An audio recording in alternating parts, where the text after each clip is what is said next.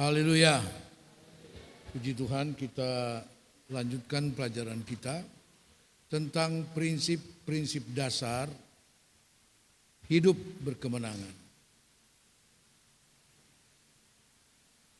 Kita sudah melihat dua hal sebelumnya, yaitu bertanya akan Tuhan. Ya, itu merupakan prinsip dasar hidup berkemenangan. Dan kita sudah pelajari itu dalam kitab Hakim-Hakim pasal 1 ayat 1. Kemudian yang kedua, kita sudah pelajari juga, yaitu prinsip kebersamaan. Ya, prinsip kebersamaan, bekerja bersama-sama. Dan malam ini kita melihat prinsip dasar hidup berkemenangan yang ketiga.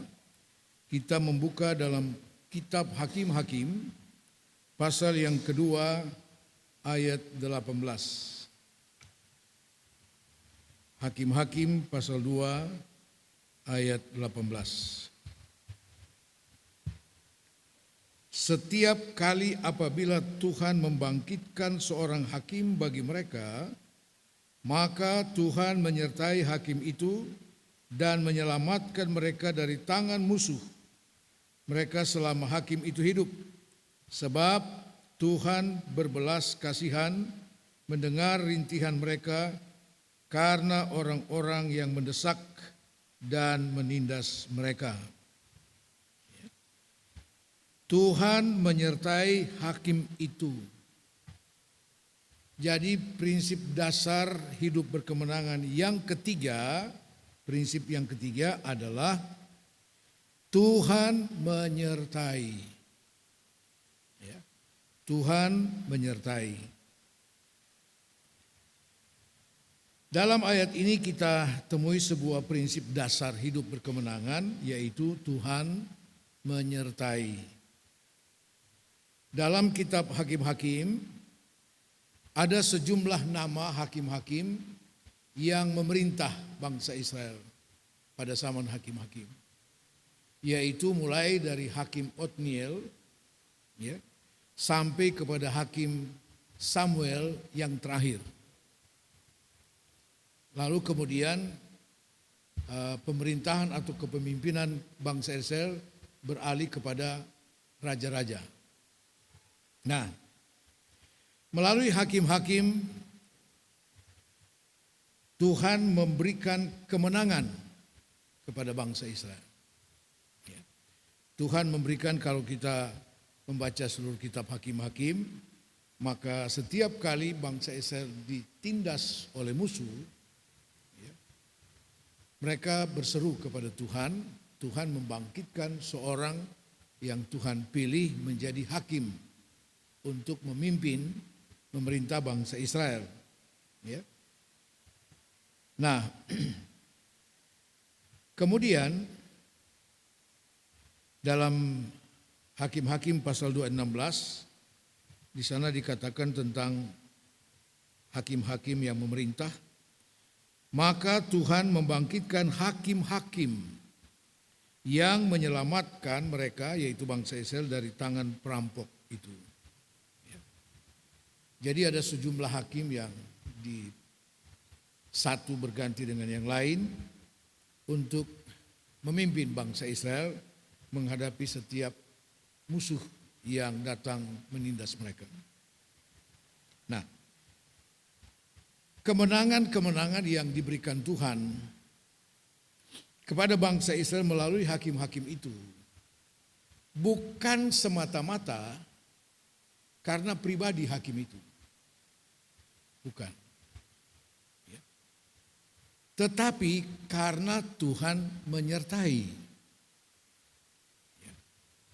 Tuhan perlu seseorang, tapi Tuhan tidak pernah terikat dengan seseorang. Tuhan ada begitu banyak orang yang Tuhan bisa pakai. Tuhan tidak pernah tergantung dari seseorang. Seseoranglah yang harus bergantung sepenuhnya kepada Tuhan. Tuhan memakai hakim-hakim ini dan mereka disertai oleh Tuhan sehingga mereka alami kemenangan-kemenangan. Hidup berkemenangan karena mereka disertai oleh Tuhan. Jadi tidak secara mutlak kemenangan itu karena pribadi seorang hakim.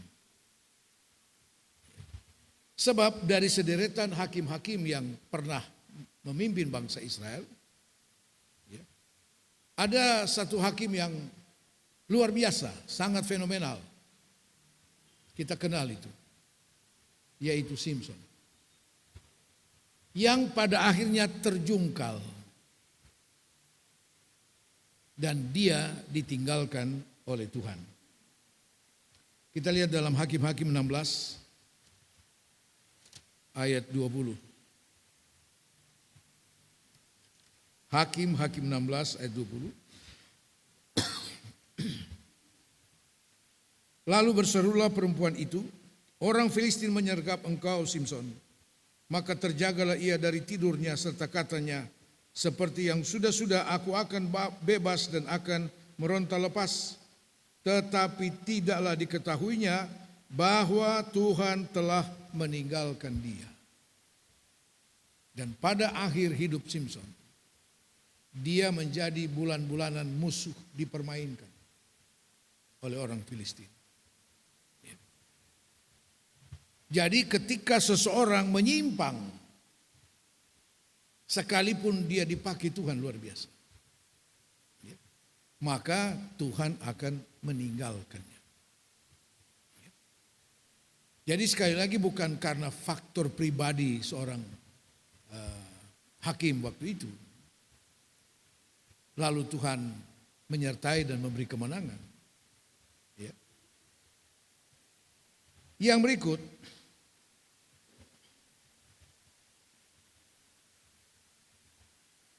sebab kalau seseorang ditinggalkan Tuhan, maka orang itu tidak ada apa-apanya. Tidak ada apa-apa. Seperti Yesus katakan dalam Injil Yohanes 15. Jikalau kamu tidak tetap di dalam aku, kamu tidak dapat berbuat apa-apa. Nol. Kosong, tidak ada apa-apa. Ya. Betapa pahit ketika seseorang ditinggalkan Tuhan. Tentu karena penyimpangan. Ya. Dalam Injil Markus pasal 15 ayat 34, di sana ketika Yesus berseru dengan teriakan yang keras, Eli, Eli lama sabachthani. Ya Bapakku, mengapa engkau meninggalkan aku? Sesuatu yang sangat menyedihkan. Sesuatu yang begitu berat dirasakan oleh Yesus ketika Bapaknya memalingkan mukanya daripada Yesus.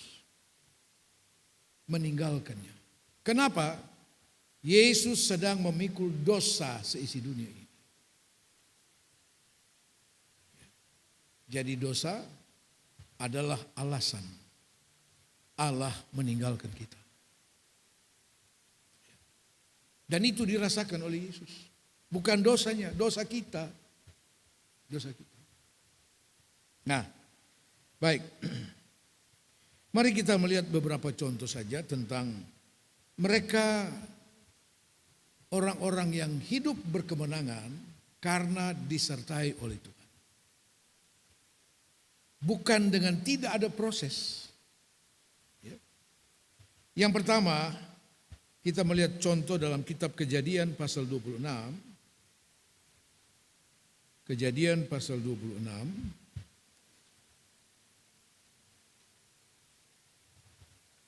Ayat 28. Kejadian 26 ayat 28 tentang Ishak.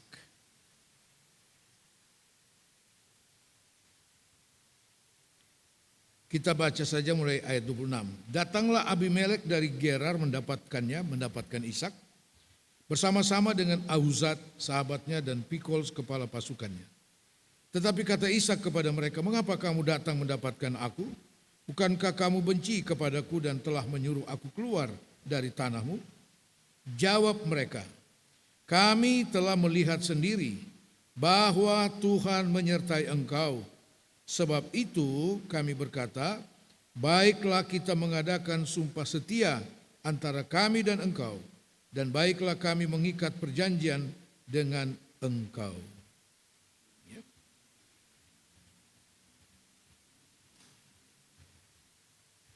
Kalau kita lanjut dalam ayat 29, bahwa engkau tidak akan berbuat jahat kepada kami, seperti kami tidak mengganggu engkau, dan seperti kami semata-mata berbuat baik kepadamu dan membiarkan engkau pergi dengan damai.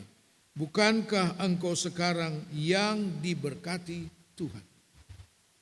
Ini kesaksian langsung dari Abimelek, Raja Gerar. Suatu kesaksian yang mengakui bahwa Ishak orang yang berhasil diberkati Tuhan, hidup berkemenangan karena engkau disertai Tuhan. Jadi ini prinsip dasar untuk hidup berkemenangan adalah disertai Tuhan. Tetapi bukan tidak ada proses. Kita lihat dari ayat-ayat awal pasal 26 ini. Ayat 1, maka timbullah kelaparan di negeri itu, ini bukan kelaparan yang pertama yang telah terjadi dalam zaman Abraham. Sebab itu Ishak pergi ke Gerar kepada Abimelek raja orang Filistin. Lalu Tuhan menampakkan diri kepadanya serta berfirman, janganlah pergi ke Mesir, diamlah di negeri yang akan kukatakan kepadamu. Kemudian ayat 6, jadi tinggallah Ishak di Gerar. Terjadi kelaparan, kekeringan. Timbul kelaparan di mana-mana. Kesulitan ekonomi. Ishak sedang berada di tahun kelaparan. Tahun kesulitan secara ekonomi. Tentu saja sebagai manusia, apalagi dia sebagai kepala rumah tangga, akan memikirkan dan mencari solusi. Bagaimana caranya mengatasi kesulitan ini. Sementara dia punya keluarga besar, dia punya hamba-hamba begitu banyak. Dia punya ternak yang banyak. Maka serta-merta ternak ini pun akan binasa kalau sudah tidak ada makanan. Rupanya Tuhan tahu solusi alternatif, solusi yang sedang dipikirkan oleh Ishak adalah ke Mesir. Tuhan tahu itu. Karena itu Tuhan datang dan berbicara kepada Ishak. Jangan ke Mesir, tinggallah di sini.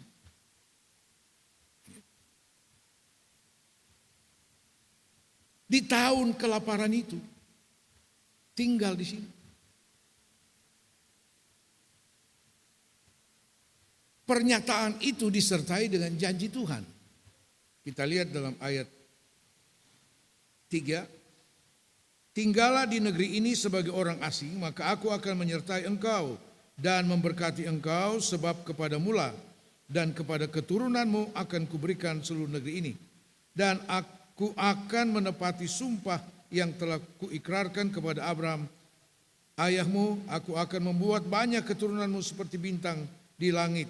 Aku akan memberikan kepada keturunanmu seluruh negeri ini, dan oleh keturunanmu semua bangsa di bumi akan mendapat berkat.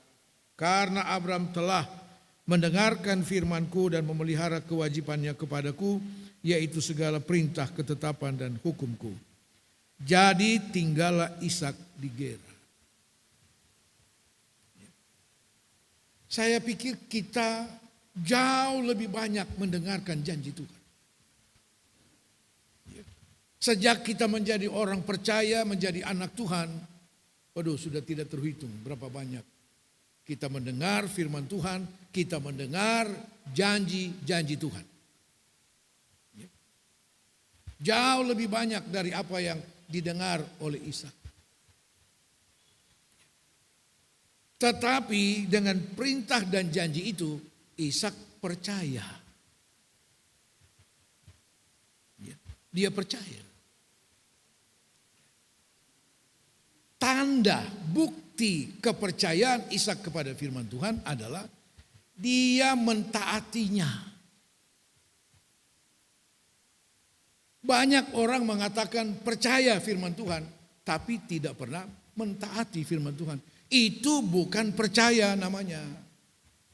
Bukan. Percaya kepada firman Tuhan, yang sungguh-sungguh percaya adalah mentaati firman Tuhan. Itu percaya. Jadi tinggallah Ishak di Gerar. Tuhan sudah memberi dia solusi. Yang beda jauh dengan apa yang direncanakan semula. Apakah Ishak lalu berkata, enggak Tuhan, ini yang saya pikirkan ini jauh lebih baik.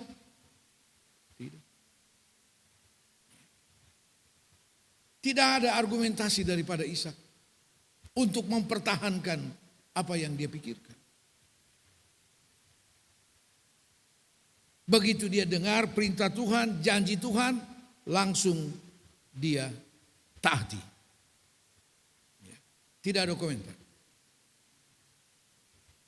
Nah, kemudian kita tahu ya, Ishak menjadi seorang petani yang kaya raya.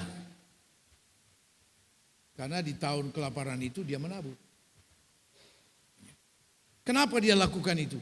Dia percaya kepada firman Tuhan. Dia percaya kepada firman Tuhan. Situasi kondisi alam tidak pernah dapat membatasi kuasa Tuhan. Katakan amin. Itu yang pengkhotbah katakan. Kalau kamu hanya melihat arah angin, awan, kamu tidak akan pernah menabur. Lah kalau tidak menabur artinya tidak akan pernah menuai, tidak ada hasil. Karena hanya bergantung kepada situasi alam. Ini tradisi nenek moyang. Di kampung saya, ya, jangan potong bambu atau pohon atau merantingi pohon-pohon itu pada waktu ada bulan purnama. Itu kepercayaan di kampung. Ya. Karena apa? Nanti katanya pohon itu jadi kerdil, lalu mati.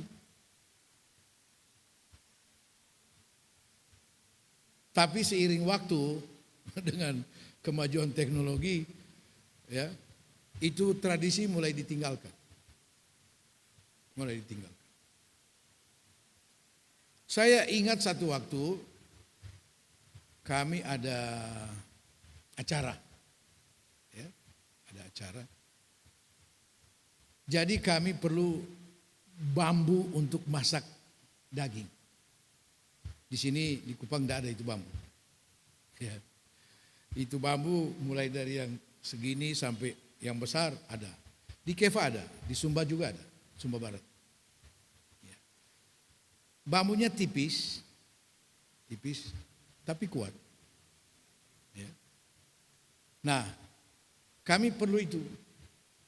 Nah, kami harus pergi beli kepada orang yang memang ada pohon bambu itu. Ya. Begitu datang kepada orangnya, kita mau beli bambu. Dia bilang, aduh, minta maaf. Kenapa? Bulan terang.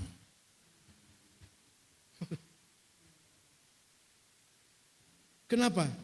Nanti itu bambu mati. Jadi tidak bisa. Menolak rezeki cuma karena tradisi. Ya. Lah itu yang pengkhotbah katakan. Apabila kamu memperhatikan angin, awan dan segala macam, kamu tidak akan menabur. Dan itu sudah menjadi tradisi.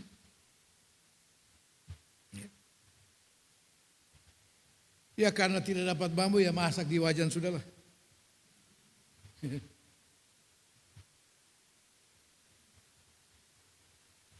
Nah saudara-saudara, Ishak menabur pada tahun kering itu. Coba kita baca kembali di dalam pasal 26.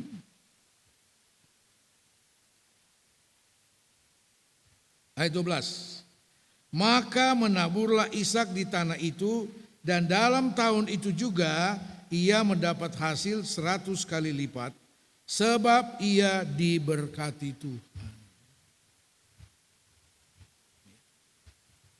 Prinsip hidup berkemenangan yang dijalani oleh Ishak, dia disertai Tuhan karena mentaati firman Tuhan. Dengan penuh kepercayaan kepada Tuhan.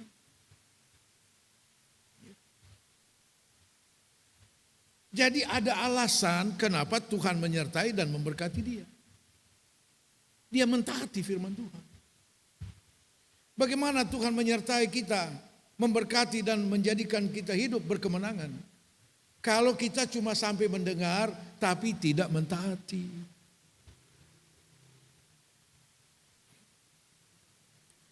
Dan bukti ketaatan daripada Ishak, dia menabur walaupun bertentangan dengan sikon, situasi alam pada waktu itu. Allah yang menciptakan alam sekalian. Dan Allah tidak pernah tunduk kepada hukum alam. Dia pencipta. Buktinya Yesus berjalan di atas air. Bukankah itu bertentangan dengan hukum alam? Lah dia penciptanya. Haleluya. Akhirnya Ishak menjadi seorang petani yang kaya raya. Karena dikatakan dalam ayat 13. Dan orang itu menjadi kaya, bahkan kian lama kian kaya, sehingga ia menjadi sangat kaya. Dan seterusnya. Kenyataan inilah yang kemudian didatangi oleh Abimelek dan teman-temannya untuk mengakui Ishak diberkati Tuhan. Ishak disertai Tuhan. Ini hidup yang berkemenangan. Miliki prinsip firman Allah untuk hidup yang berkemenangan. Apa itu? Penyertaan Tuhan. Tapi penyertaan itu datang melalui satu proses. Yaitu apa? Dengar firman Tuhan, taati firman Tuhan, lakukan firman Tuhan, sekalipun itu tidak sesuai dengan situasi dan kondisi alam. Tuhan di atas segalanya. Katakan amin. Tuhan Yesus memberkati.